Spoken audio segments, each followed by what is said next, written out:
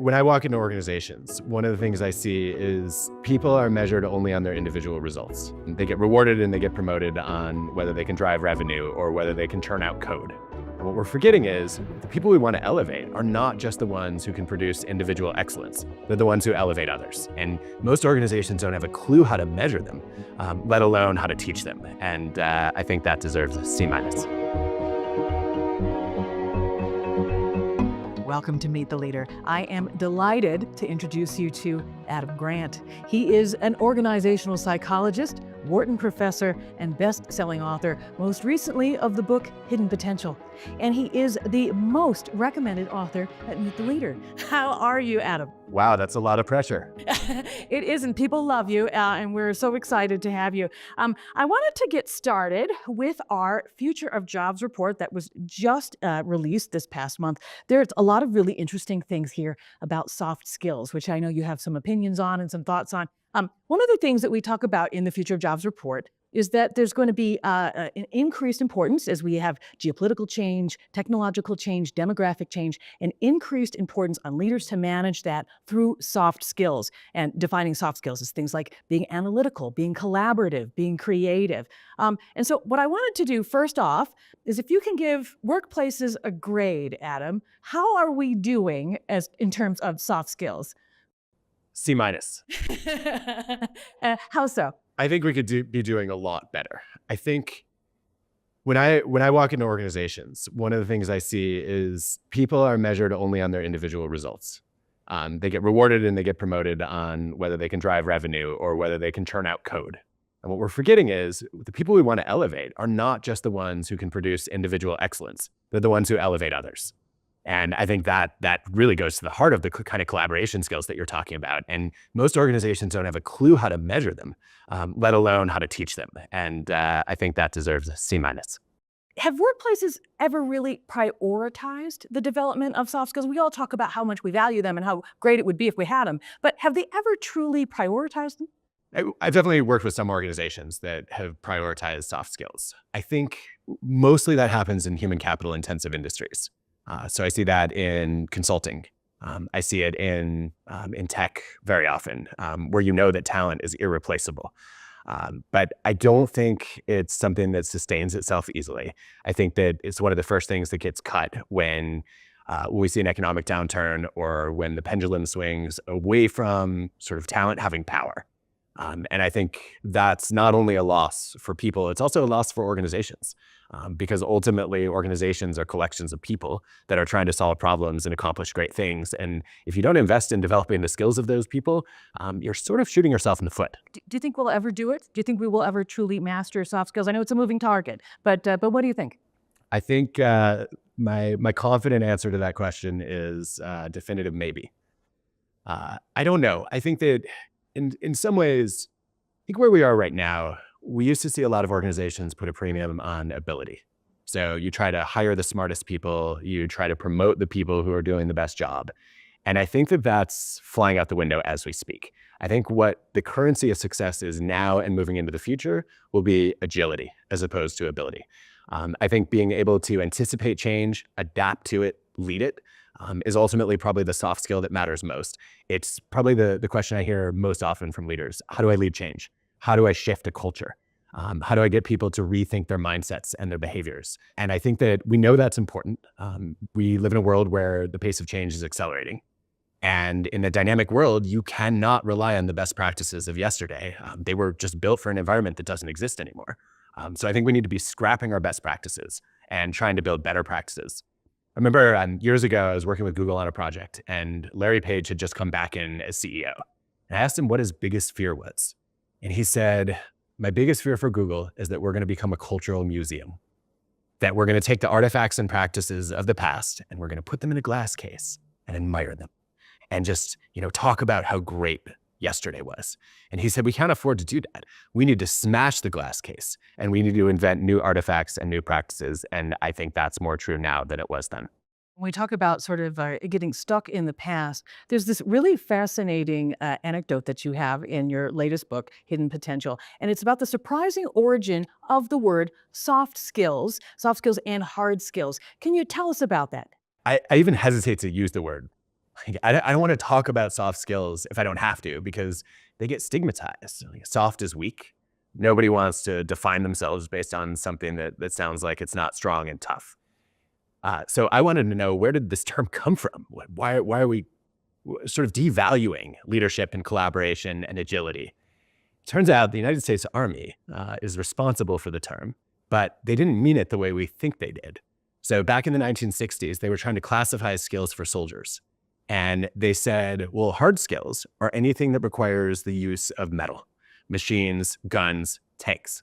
And they called everything else soft skills because you weren't touching metal.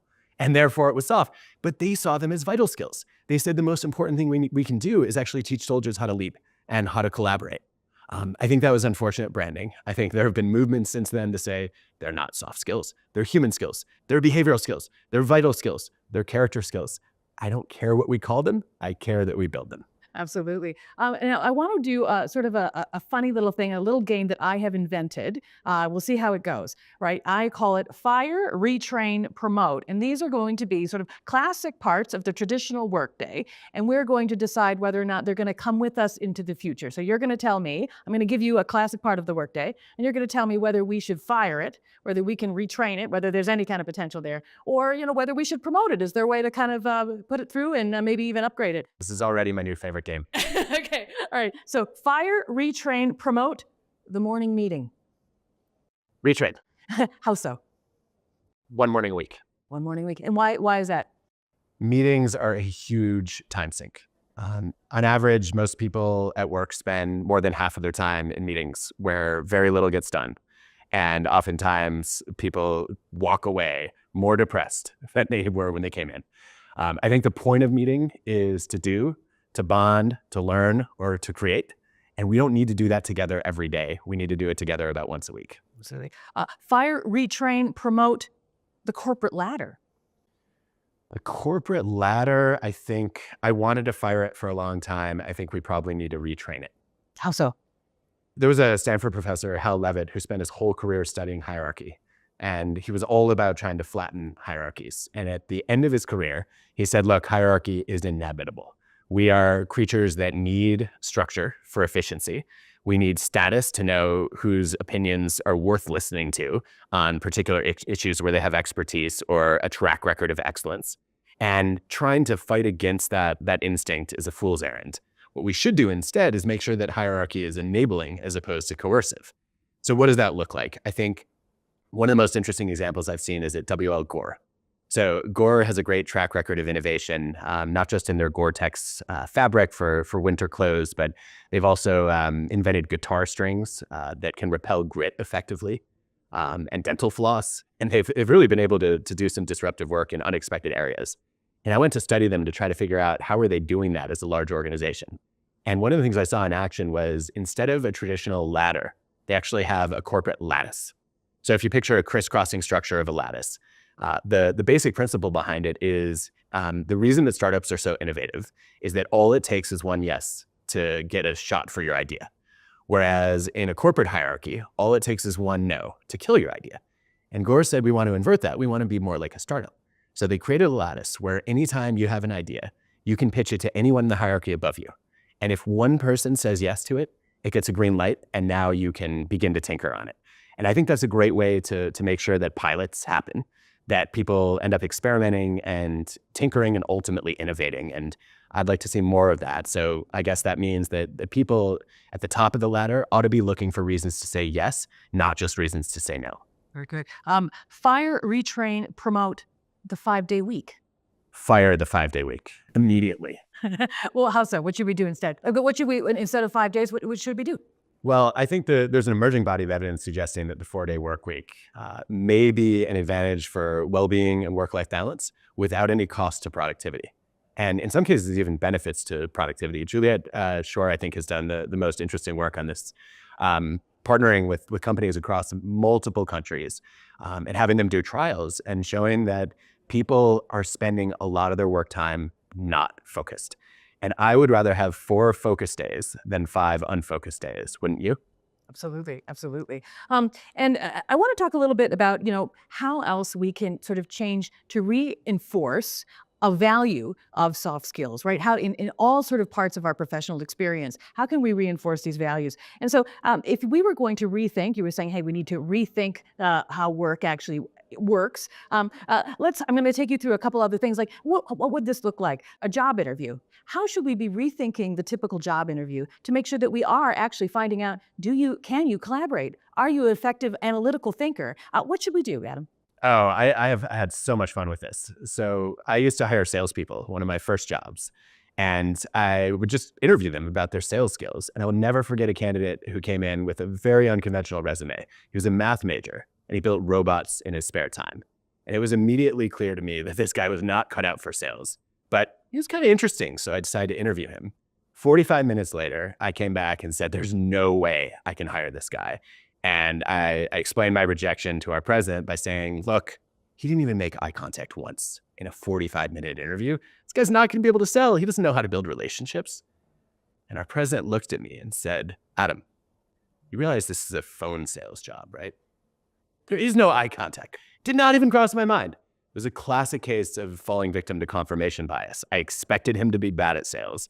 I found a clue that reinforced that conviction and did not try to challenge my own assumptions.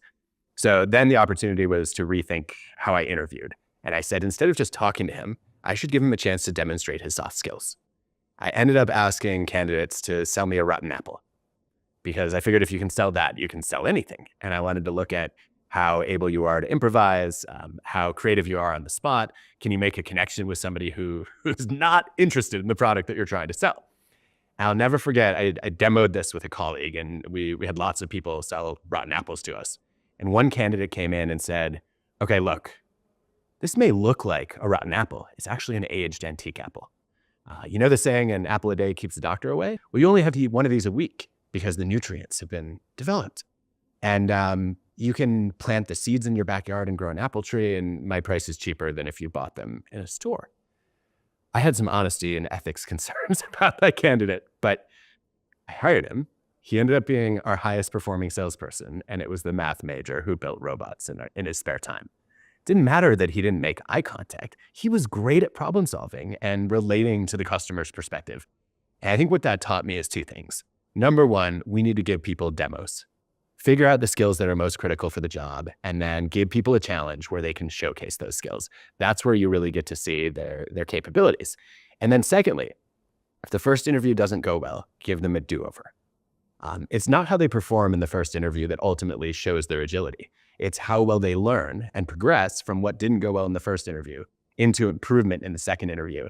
And there's some brand new evidence actually from military jobs that if you give people a do-over, you become better at predicting who's going to be successful in your organization.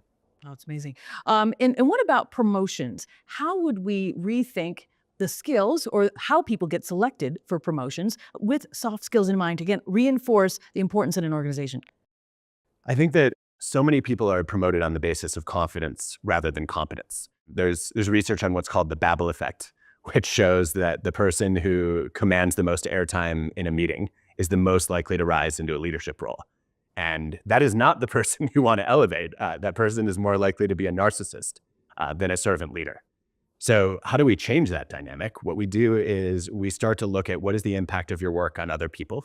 We know there's research on salespeople, for example, showing that the most effective managers coming from a sales background are not the biggest rainmakers. They're not the biggest revenue drivers. They're the people who made the most referrals to other salespeople because they were looking for ways to create opportunities for others. And ultimately, that's what a leader does. I think the other thing that we ought to do is when we interview people, we ought to ask them to do a self-assessment of what they did effectively and how they can improve. And that's a chance to see their humility. It's an opportunity to see, can they take an honest look in the mirror and know what they're not good at yet, and then make a commitment to trying to get better in that area. And I don't think we do enough to hold people accountable for growth before we promote them. Instead of just growing into the role, show me that you're willing and able to grow first. Sure.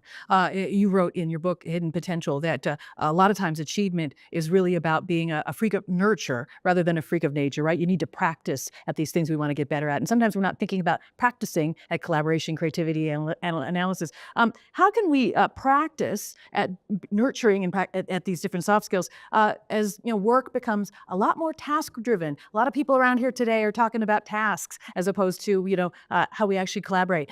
How do we do this? How do we nurture these skills and practice more? Well, I actually think a lot of people are starting to use AI for this purpose. I do a lot of work with BetterUp, and one of their findings is that a popular use case for generative AI tools is to role play difficult conversations and test out, okay, I'm going to give you some tough feedback, or I'm going to maybe raise a conflict that I've been avoiding with you. Let me try out a few different ways of teeing up that issue and then see how. Obviously, it's not a direct human response, but I am getting predictive text back from a large store of human communication around how somebody might respond. And then that helps me think through, do I want to open that conversation differently? And then what reactions do I need to be ready for? And I think it's a travesty that in almost every field of excellence, people spend most of their time practicing and very little performing. Think about actors doing rehearsals, musicians doing rehearsals, athletes practicing far more than they compete. In leadership and management, and frankly, in most jobs, we do the opposite. We perform and we don't practice. And I don't know that AI is the answer for everyone, but I think if you have a colleague that's willing to role play and test out some of these skills, the more you use them, the more opportunities you have to figure out what are you good at and where do you need to still work on development. You said that one thing that the workplaces are going to need to do is sort of measure and understand where they are so they can know how they can develop these soft skills further. What does that look like? How else can they do this? How do organizations measure soft skills? I like the Corning example a lot. They built the Gorilla Glass for the iPhone and the iPad, and they needed in upstate New York to attract brilliant engineers who could easily work in Silicon Valley. And one of the things they did was they created a Corning Fellows program where if you're named a fellow, you get a job for life and a lab for life. That's cooler than university tenure. I didn't know if you could get that kind of job security in the corporate world. What does it take to become a Corning Fellow? One of their criteria said you have to be a lead author on a patent that's worth at least 100 million US dollars. And most companies would stop there. If you can drive that kind of innovation, we want to lock you up for life and throw away the key. Corning said no. We are worried that highly competent but selfish takers are going to pollute the culture if we give them permanent job security and they're going to stop contributing. And so we want to know, are you making other people better? And one of the ways they measured that was, are you a supporting author on other people's patents?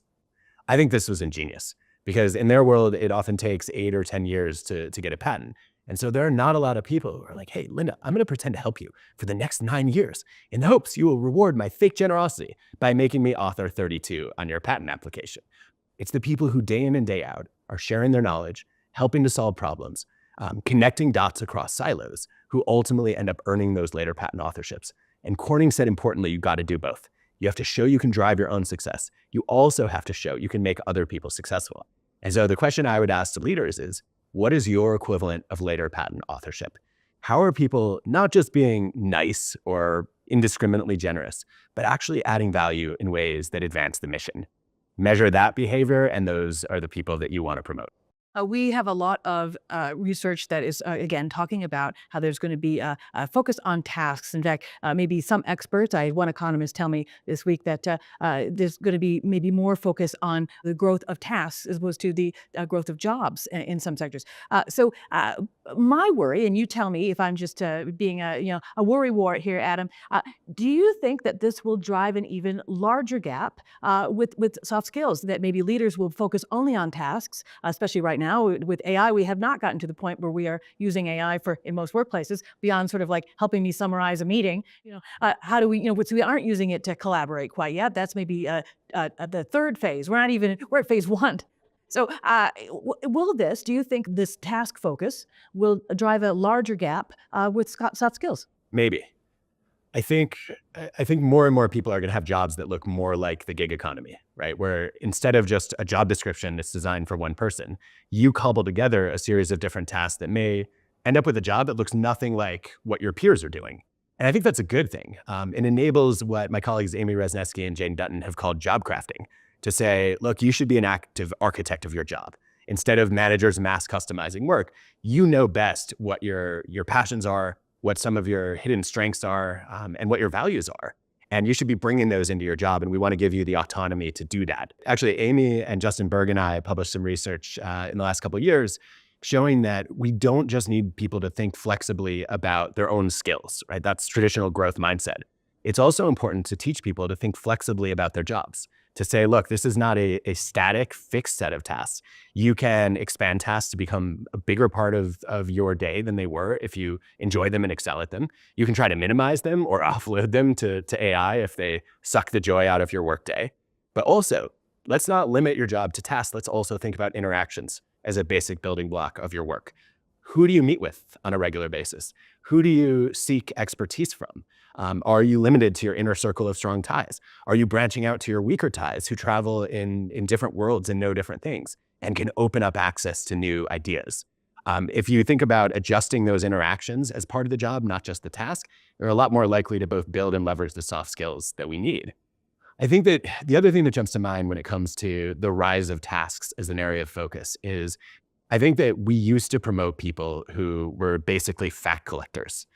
You become a subject matter expertise and learn how to ace a certain set of tasks, and that becomes a source of status in an organization. Well, now information is a commodity. It's easy for people to get the knowledge they need. And I think the future does not belong to the fact collectors. It actually belongs to the dot connectors. The people who are able to synthesize patterns, who are able to build bridges across silos, are the ones who ultimately are going to be adding value that's difficult for AI to substitute for. You are not taking any meetings at Davos. I love this. Can you tell us why? I think it ladders right up to some of the things we've been talking about, how sometimes meetings don't go where we need to go. Tell me about this. I set a goal of 0 meetings this week because one, I just find them really draining as an introvert. And part of my job here is to think and learn. And if I'm sitting down having to talk to individual people all day, then I think my cognitive capacity starts to get limited. What I want to do instead is I want to be in rooms where people are having interesting conversations and I can hear a lot of perspectives in rapid succession. So I've been doing a lot of salons, lunches, dinners, and then also, some sessions where new ideas are really getting seeded. And I think obviously I don't have a real job. If I were running a company, I would be having bilaterals to do deals. But as somebody whose job is to think and then share what I'm learning, I think the best way to learn for me is not a bunch of one-on-one interactions. And how does this maybe help other leaders maybe rethink the formats of how their teams come together in your mind? How can that inspire them?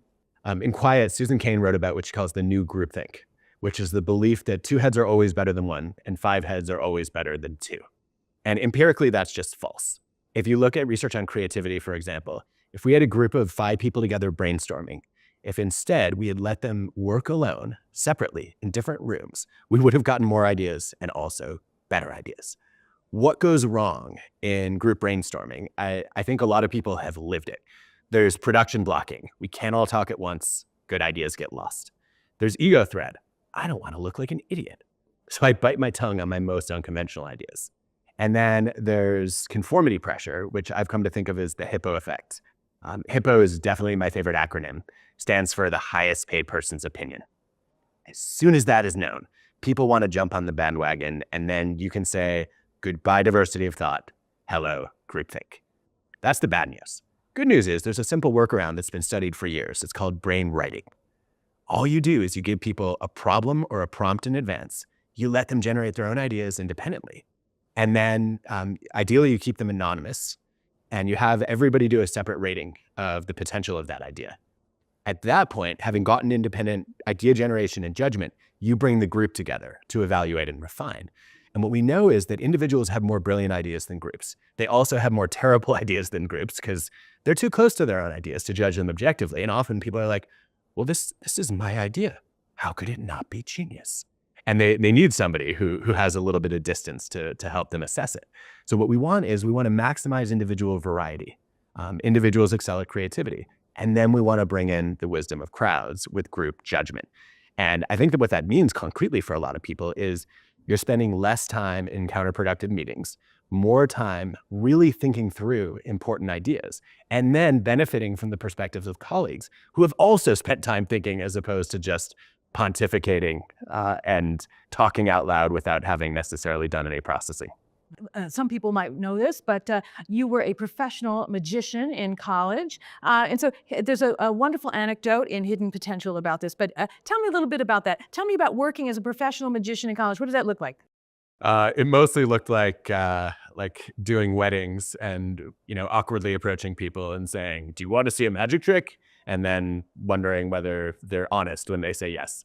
No, we did mostly student shows, and it was a mix of card tricks and stage illusions mostly for me. And one of the things I learned from performing as a magician is that I thought you had to be an extrovert to be on a stage, and the reality is that's not true. Actually, most magicians I met, especially the good ones, were introverts because most of the work was actually spending time in front of a mirror trying to perfect a technique or master sleight of hand.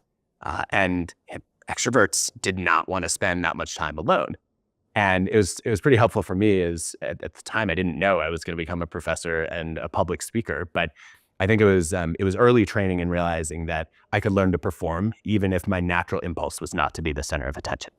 And that experience also helped you as a professor, as you engaged students, because there was an element with both surprise and sort of engaging with skeptics. Can you talk a little bit about that and how that helps in your work as a professor? Yeah, definitely. I think one of my biggest frustrations early on as an organizational psychologist was students thought like I'm teaching soft content, like leadership. How do you measure that? Teamwork, is that really important? Kumbaya, like that's not serious. The time I spent performing as a magician taught me that ignoring skeptics is often less effective than engaging them.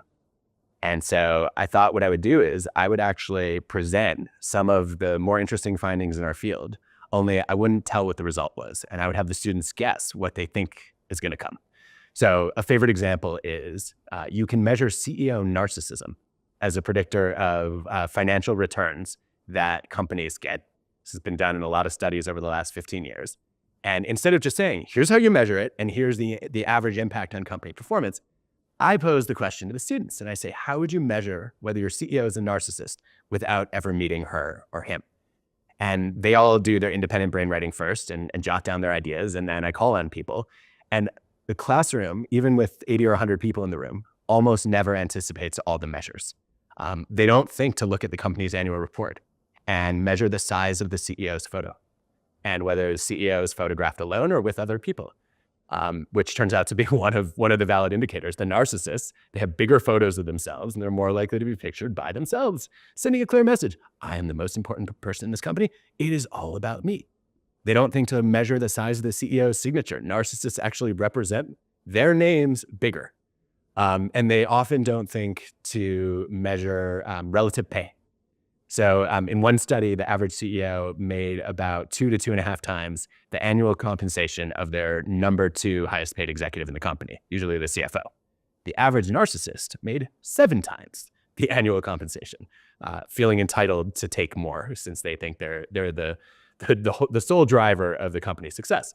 And you just see skeptics immediately get so curious. I never thought I could look for these basic cues that would not only tell me whether I want to work for a company with a narcissistic leader, but also should I invest in that company?